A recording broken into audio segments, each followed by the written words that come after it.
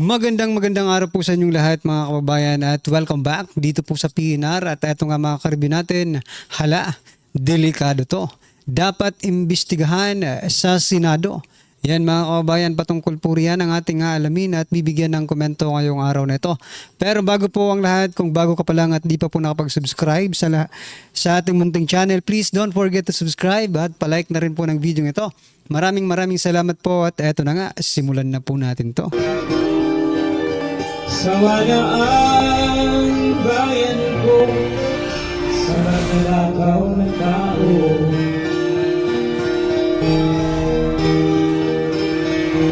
So yan mga kababayan, bago po natin muling i-play ang video ito, pasadahan po muna natin ang mga nagtitrending na mga balita dito po sa mundo ng social media. At unahin nga po natin itong si Ombudsman Martires mga kababayan, may ibinulgar.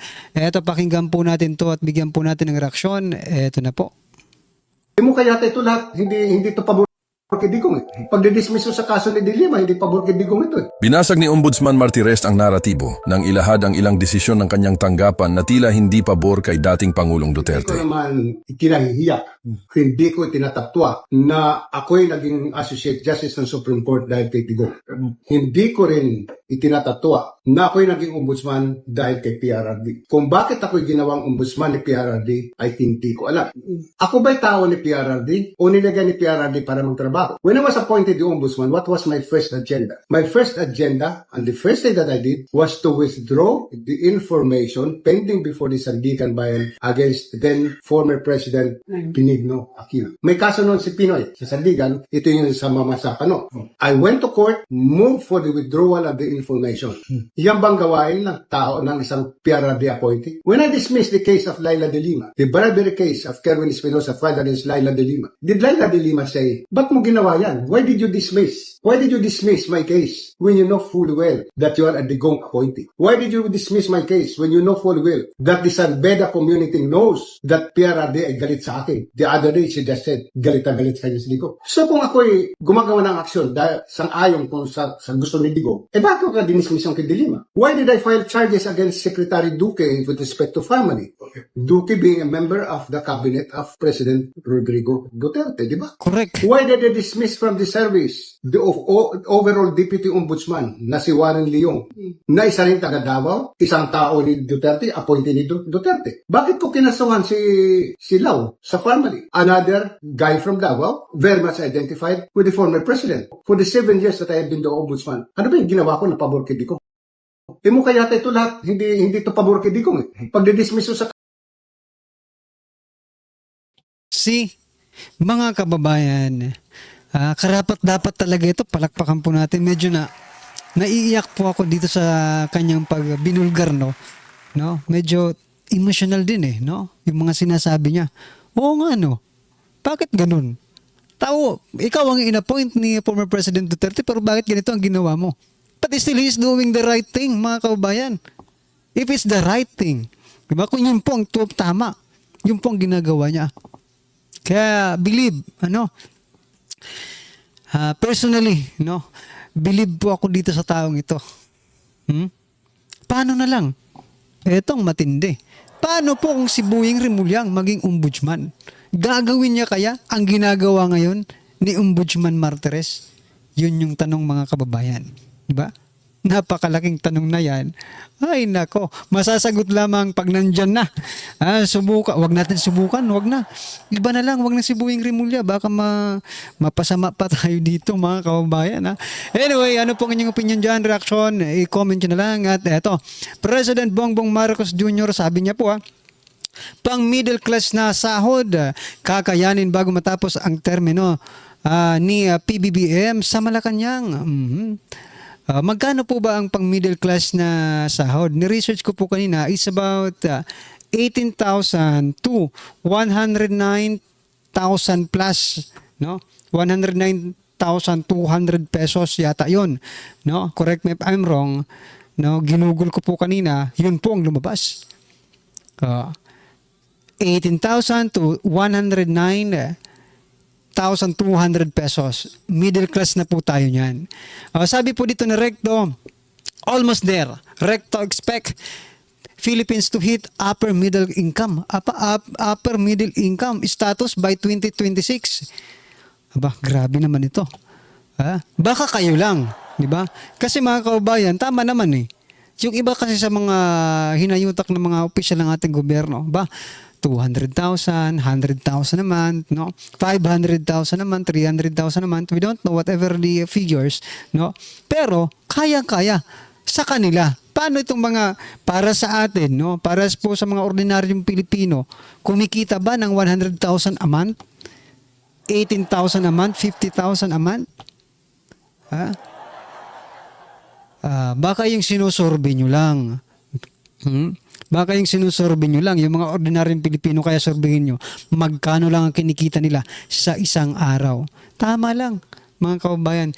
Tama lang na mabuhay sa bawat araw na lumilipas. Diba? Grabe itong gobyernong ito. They are trying to make us believe, no? That this income is really possible.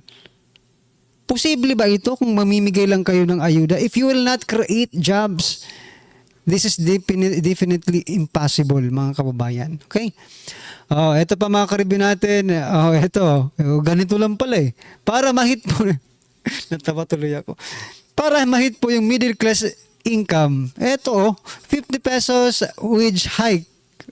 Walang hiya. 18,000 to 109,200 pesos para sa middle class income. Tapos yung wage hike, 50 pesos only. What is the logic, mga kababayan? No? What is the logic? Sana ginawa yung 50,000 pesos yung wage hike para talagang masabi natin, wow, middle class income. Okay? 50 pesos wage hike nga ni, di ba? It is really impossible to be a middle class income. Okay? Ito pa mga ka-review natin. Ito, pabor ba kayo? Ito ang tanong Why the Senate must investigate the recantation of alias Rene? Sabi po dito, yan po ang gusto ng taong bayan. Pero teka lang, taong bayan po ang tatanungin natin. No?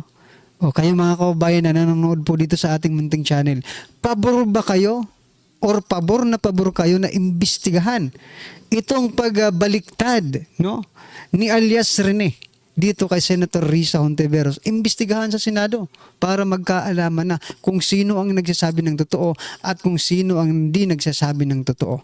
Sabi po sa nag-comment kanina, sabi niya po, sana magkaroon ng batas na yung mga testigo ay kailangan walang takip ang mukha. Di ba? Tama naman. Di ba? Tama naman eh. Tama po na walang takip ang mukha mga testigo. Kasi unfair naman po doon po sa pinoprosecute ninyo. No? Doon po sa inaakusahan ninyo.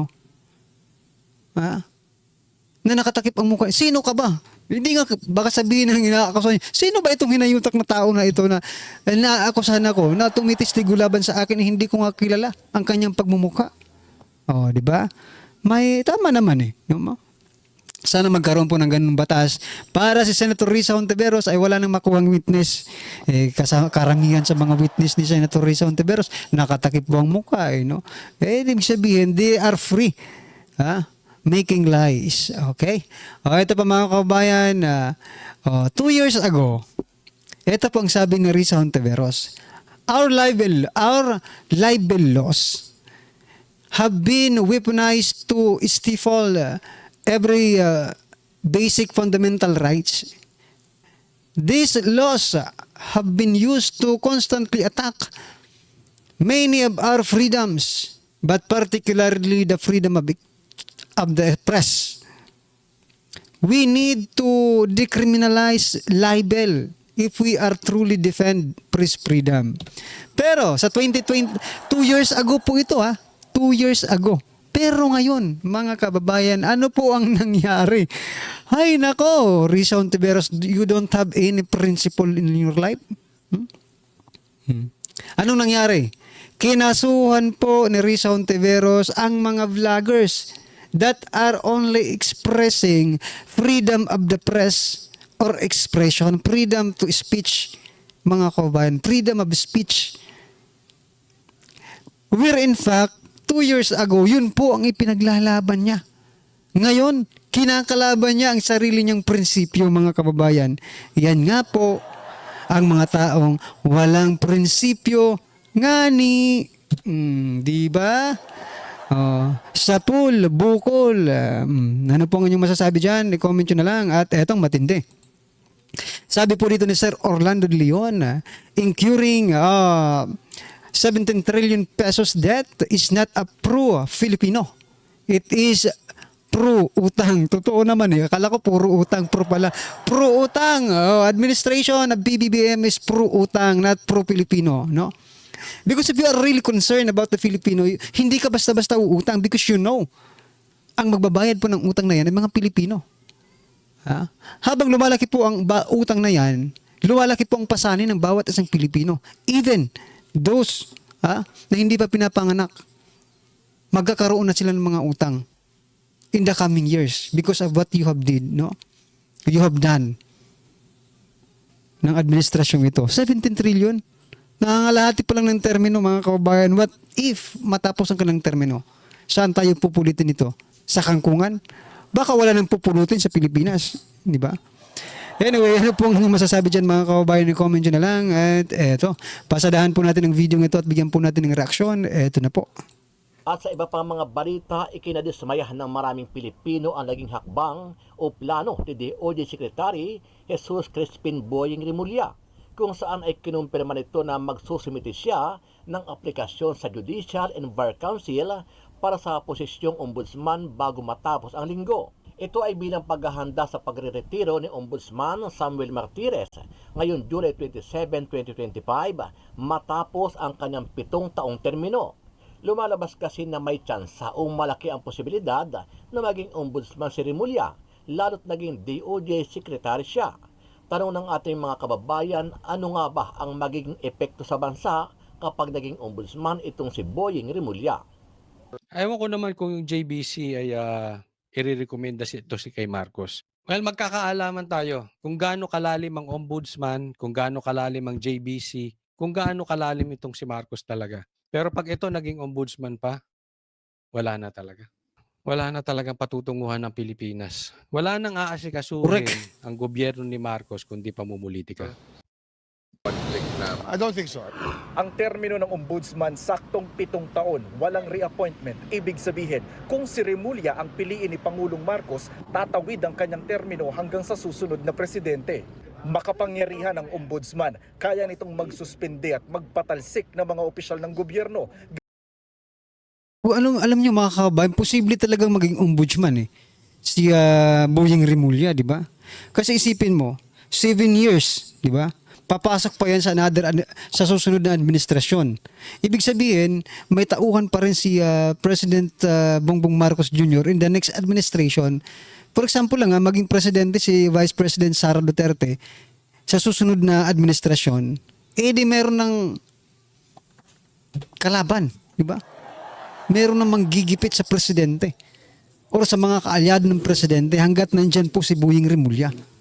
Nako po, delikado ito. Gaya ng dismissal noon kay dating Banban Mayor Alice Go, pwede itong magsagawa ng investigasyon. May reklamo man o wala, lalo na sa mga kaso ng pandarambong, korupsyon, pag-abuso sa kapangyarihan at paglabag sa tungkulin. Kabilang dyan ang mga impeachable official na maaaring investigahan sa kasong serious misconduct para sa pagsasampa ng impeachment complaint.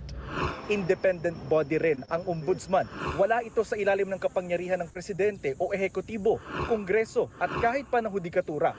Hindi rin ito kailangan sumalang sa confirmation ng makapangyarihang commission on appointment. As ombudsman. Tiwala raw si Rimulya na iiwan niya ang DOJ na organisado. Anya, sakaling siya ang mapiling ombudsman, meron na siyang mga pangalang irerekomenda sa Pangulo bilang kapalit niya sa DOJ. Si Torre, gawin mo na rin siya na ang PNP chief. Grabe, meron ng recommendation na, meron ng papalit agad na tulad niya. Siyempre, katulad niya talaga. Baka nga yung kapatid niya pang maging DOJ secretary. Pero sabi po ni John Vic Rimulya, wala siyang alam sa batas, di ba? So, negative. Hindi pwede siya, no? Si John Vic Rimulya. Sino kaya ang i-recommenda niya sa dyan sa Department of Justice, no, mga kababayan. Well, anyway, mga karibin natin, ano po ang inyong opinion, reaksyon patungkol po sa video ito, ay comment nyo na lang po sa baba para at least alam po nating mga kababayan ang inyong opinion. Maraming salamat po. Please don't forget to like the video. Maraming salamat po. Sawa na ang bayan ko sa magnanakaw na tao.